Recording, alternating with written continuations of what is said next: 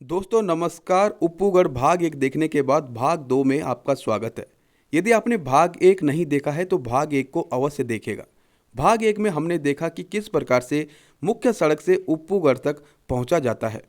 उप्पूगढ़ से ठीक पहले के स्थान पर हमने उप्पूगढ़ के कुछ अवशेष देखे। अब हम उप्पूगढ़ में जा रहे हैं और वहां पर देखेंगे क्या क्या मौजूद है। दोस्तों आपसे रिक्वेस्ट है कि यदि आपने अभी तक चैनल को सब्सक्राइब नहीं किया है तो चैनल को सब्सक्राइब अवश्य कीजिएगा। और यदि आप हमें फेसबुक पर देख रहे हैं तो फेसबुक पेज को फॉलो ज़रूर कीजिएगा। वीडियो को लाइक कीजिएगा, शेयर कीजिएगा और कमेंट करके अपने विचारों को हम तक ज़रूर पहुंचाइएगा। तो चलिए चलते हैं उप्पूगढ़ के ऊपर और वहाँ पे कप्पू चौहान जी के स्मारक को देखेंगे। वहाँ पर देखेंगे गढ़ के उस अवशेष को जहाँ पर कप्पू चौहान रहा करता था। वहाँ से हम आपको बताएंगे कौन थे कप्पू चौहान और क्या क्या उनके साथ घटनाएं घटित हुई थी। कंटीली झाड़ियों से अब हम आगे की तरफ बढ़ रहे हैं और यहाँ से हम उसी रास्ते पर पहुँच चुके हैं जहाँ से बाईं तरफ हम इन झाड़ियों के बीच गए थे। हालांकि आग लगने से झाड़ियाँ जल चुकी हैं, लेकिन कांटे काफ़ी तीखे हैं, तेज हैं, धारदार हैं। बहुत ही सावधानी से आगे बढ़े और एक दो जगह पे कांटे चुभे भी हैं।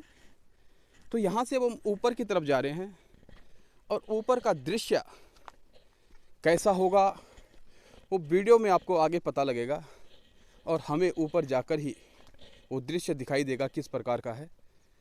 यहाँ से चारों तरफ का जो व्यू है वो बेहद खूबसूरत है।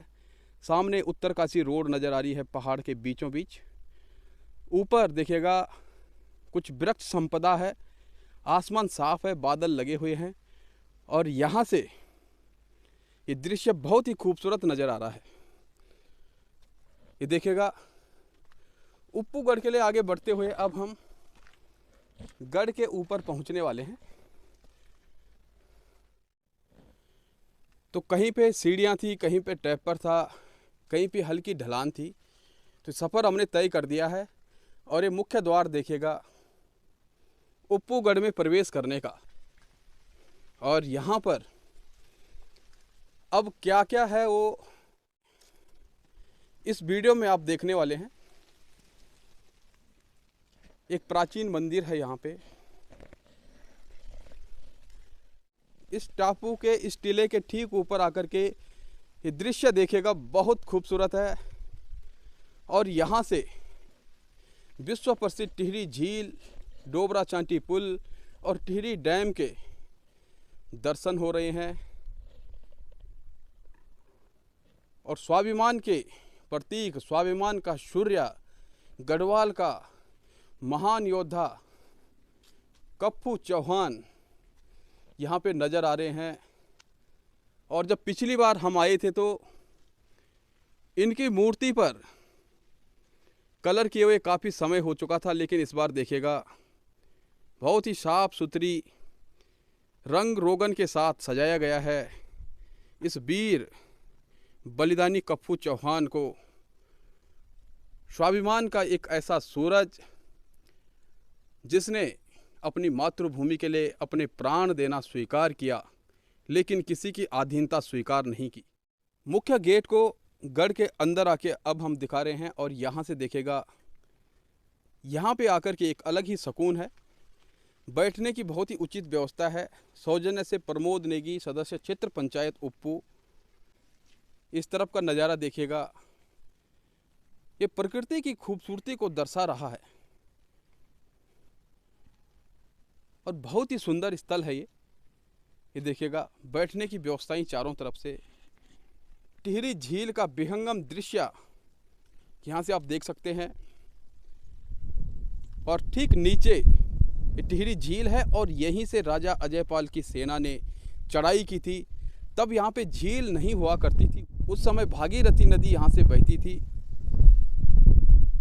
और मालू के पेड़ों का पुल बना करके राजा अजयपाल की सेना यहाँ पे आने का प्रयास कर रही थी। तो दोस्तों नीचे की तरफ नज़र फिराइएगा और इस वीडियो के माध्यम से देखिएगा जो समतल स्थान नज़र आ रहा है, यहीं पे था गढ़, यहीं पे था कप्पू चौहान का भवन। वो ऐतिहासिक स्थल बताया जाता है कि कुछ समय पहले तक इसके अवशेष देखे जाते थे, लेकिन अब वो अवशेष देखने को नहीं मिलते हैं। तो यहाँ पे गढ़ था और यहीं पे निवास किया करते थे गढ़वाल के महान योद्धा कप्पू चौहान। कहीं कहीं पे 7 गांव उप्पू का जिक्र है, कहीं कहीं पे 5 गांव उप्पू का जिक्र है। अब 7 हों या 5 हों, वो गांव इस वीडियो के माध्यम से मैं आपको दिखा रहा हूं, और कुछ गांव पहाड़ियों के पीछे होने के कारण नज़र नहीं आ रहे होंगे। तो ये तमाम जो क्षेत्र है, यहीं पर राज किया करते थे कप्पू चौहान, अपने गढ़ के गढ़पति थे। तो आइए अब कप्पू चौहान के इतिहास पर एक नज़र डालते हैं। सूक्ष्म में आपको बताएंगे कि क्या घटनाक्रम हुआ था आज से लगभग 5 शताब्दियों पूर्व। दोस्तों, गढ़वाल के महान योद्धा कप्पू चौहान, जिन्हें स्वाभिमान की प्रतिमूर्ति माना जाता है, उनका स्मारक मेरे ठीक पीछे है। उनकी मूर्ति आप देख सकते हैं। आसमान की तरह ऊंचाई उनके स्वाभिमान में नज़र आती है, सूर्य की तरह चमक उनके स्वाभिमान में नज़र आती है, और आज भी उन्हें याद किया जाता है। आइए संक्षेप में उनके इतिहास पर एक नज़र डालते हैं। जैसा कि आप जानते हैं कि गढ़वाल सबसे पहले छोटे छोटे गढ़ यहाँ पर हुआ करते थे, और 52 गढ़ों का यह एक क्षेत्र था। दोस्तों, राजा अजयपाल ने सोचा कि जो छोटे छोटे गढ़ हैं उन पर कभी तिब्बत से आक्रमण हो जाता था, कभी कुमाऊं कत्यूरी से आक्रमण हो जाता था, और यहाँ पर वो काफ़ी धन हानि करके, लूट पाट करके यहाँ से चले जाते थे। अजयपाल ने 52 गढ़ों को एकत्रित करने का एक निश्चय लिया। वह उनको मना रहे थे, और तमाम गढ़पति अजयपाल की शक्ति को देखते हुए उनके अधीन हो गए। लेकिन कप्पू चौहान ने साफ मना कर दिया कि मेरा कोई राजा नहीं है, मैं अपने अधीन हूँ, मैं किसी की पराधीनता स्वीकार नहीं करूँगा। मैं पक्षियों में गरुड़ हूँ और पशुओं में शेर हूँ। मैं स्वयं राजा हूँ और मैं किसी राजा की अधीनता में नहीं रह सकता हूँ। राजा अजयपाल ने कप्पू चौहान को कई प्रकार से समझाया, लेकिन कप्पू चौहान इसके लिए बिल्कुल भी तैयार नहीं थे। उसके बाद राजा अजयपाल को काफ़ी क्रोध आया, क्योंकि राजा अजयपाल के स्नेहपूर्वक जो संदेश थे उसका भी कप्पू चौहान ने पुरजोर विरोध किया।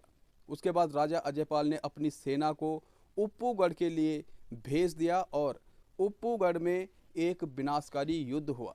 बताया जाता है कि यहाँ से अठुर तक कप्पू चौहान की मुट्ठी भर सेना ने राजा अजयपाल की सेना को खदेड़ दिया था।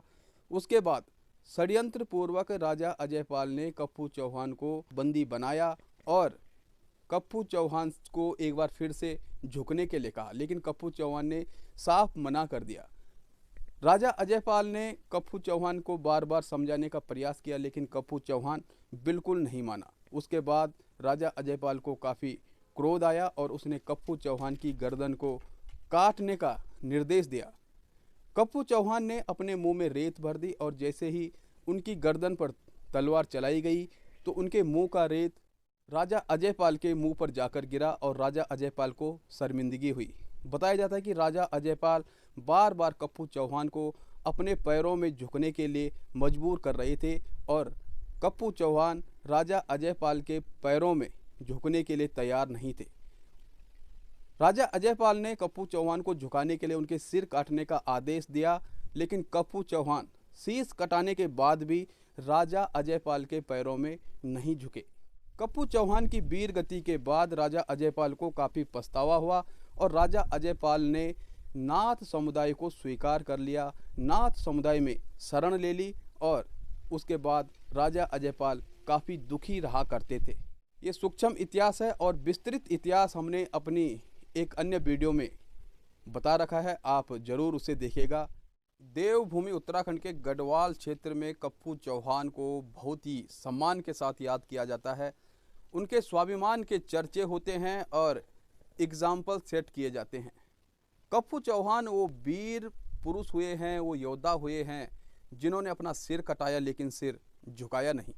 मातृभूमि की रक्षा के लिए कप्पू चौहान ने अपनी मुट्ठी भर सेना के साथ अजयपाल की विशाल सेना से लोहा लिया, और अजयपाल की सेना को खदेड़ते हुए लोहे के चने चबवा दिए।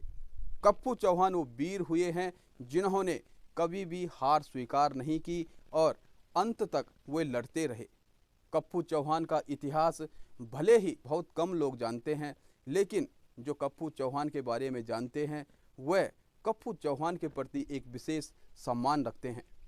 कप्पू चौहान गढ़वाल के इतिहास में एक ऐसे योद्धा हुए हैं जिनकी तुलना हम मेवाड़ के महाराणा प्रताप से कर सकते हैं, जिन्होंने स्वाभिमान के लिए अपने प्राणों की चिंता किए बगैर अपनी मातृभूमि के लिए लगातार संघर्ष किया। कप्पू चौहान वो वीर हुए हैं जिन्होंने राजा अजयपाल को कभी भी अपने ऊपर हावी नहीं होने दिया।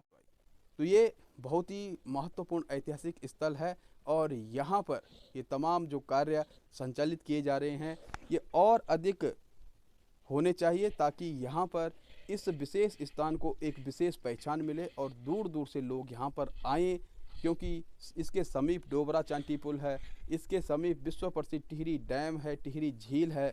तो कप्पू चौहान के स्मारक को यदि बहुत बेहतर ढंग से बनाया जाएगा तो यहाँ पर भी लोगों का आना जाना लगा रहेगा। तो आशा करते हैं कि आपको ये छोटी सी वीडियो पसंद आई होगी। यदि आपको वीडियो पसंद आई तो वीडियो को लाइक कीजिएगा, शेयर कीजिएगा और कमेंट करके अपने खूबसूरत विचारों को हम तक ज़रूर पहुँचाइएगा। यदि आप हमें फेसबुक पर देख रहे हैं तो फेसबुक पेज को फॉलो कीजिएगा, और यदि आप हमें यूट्यूब पर देख रहे हैं तो यूट्यूब चैनल को सब्सक्राइब करना बिल्कुल ना भूलिएगा। मिलते हैं आपसे एक अगली वीडियो में, तब तक के लिए नमस्कार।